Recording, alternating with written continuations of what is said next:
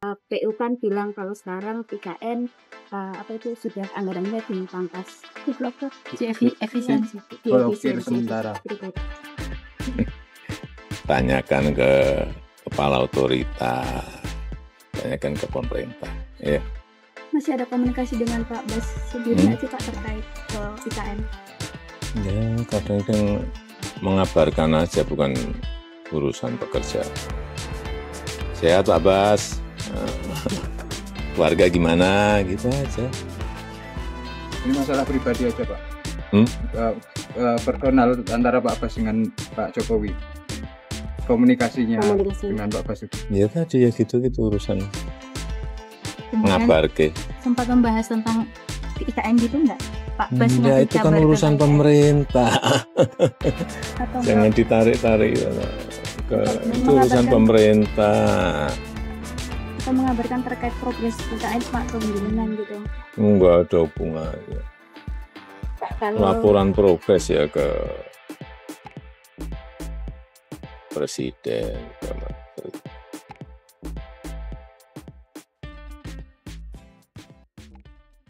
Anggaran IKN diblokir untuk tahun 2025 ini. Bagaimana di tahun 2026? Belum tahu, tergantung kondisinya. Tapi kalau sekarang saja diblokir, ya berarti kan ada persoalan besar yang kita tahu bersama itu. Bagaimana APBN yang begitu sangat minim, sehingga terjadi pengetatan di sana-sini. Ya, berbagai sudut pandang muncul terkait pemblokiran anggaran IKN ini. Ada yang mengatakan ini adalah unsur politik. Ada yang mengatakan ini benar-benar persoalan pembangunan bangsa. Tapi ya kita lihat saja bagaimana perkembangannya ya.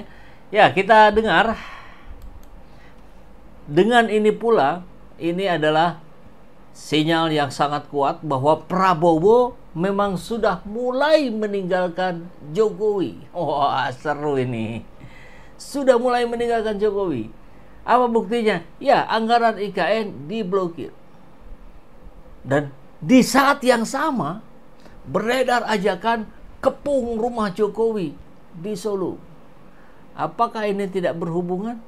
Sulit untuk mengatakan demikian.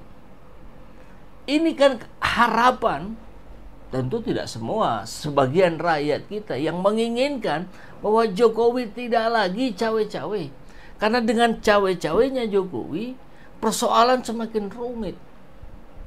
Mari kita simak. Masih ingat beberapa hari yang lalu ya, bahkan sampai menteri yang konon katanya dari Demokrat ini, Menteri Pekerjaan Umum dibuat pusing saat ditanya progres IKN. Bagaimana progresnya? Mau progres gimana? Anggarannya saja diblokir. Nah, maka dalam pandangan banyak pihak, ini adalah sebuah sinyalemen bahwa Prabowo mulai meninggalkan Jokowi.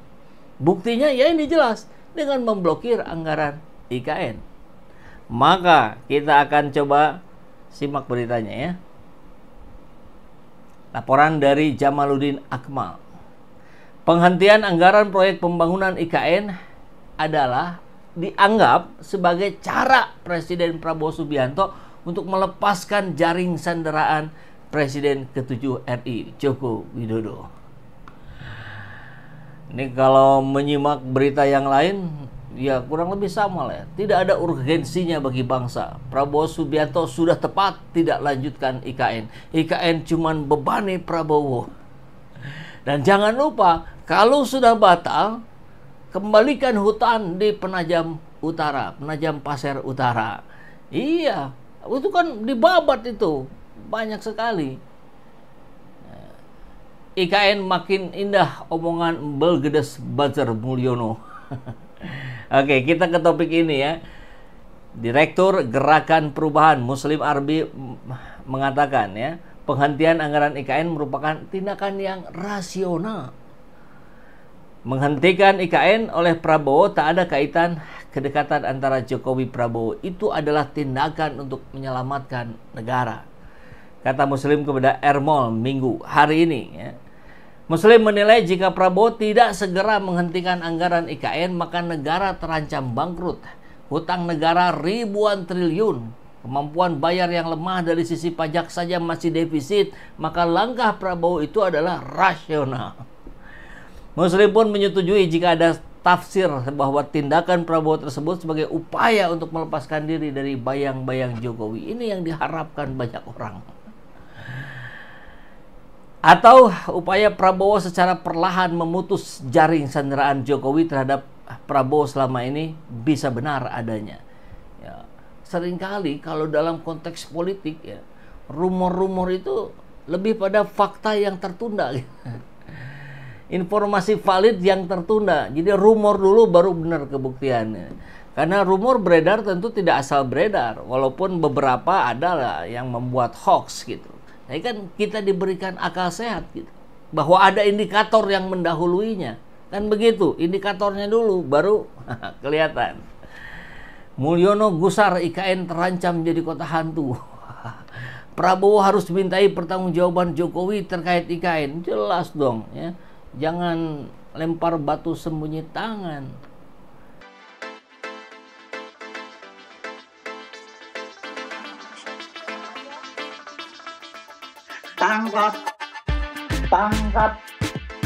Tangkap Mulyono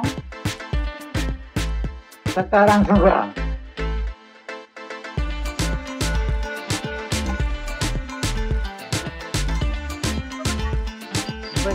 Sore dari Pak Romadi, kesepakatan kita belok kanan. Kesepakatan kita belok kanan.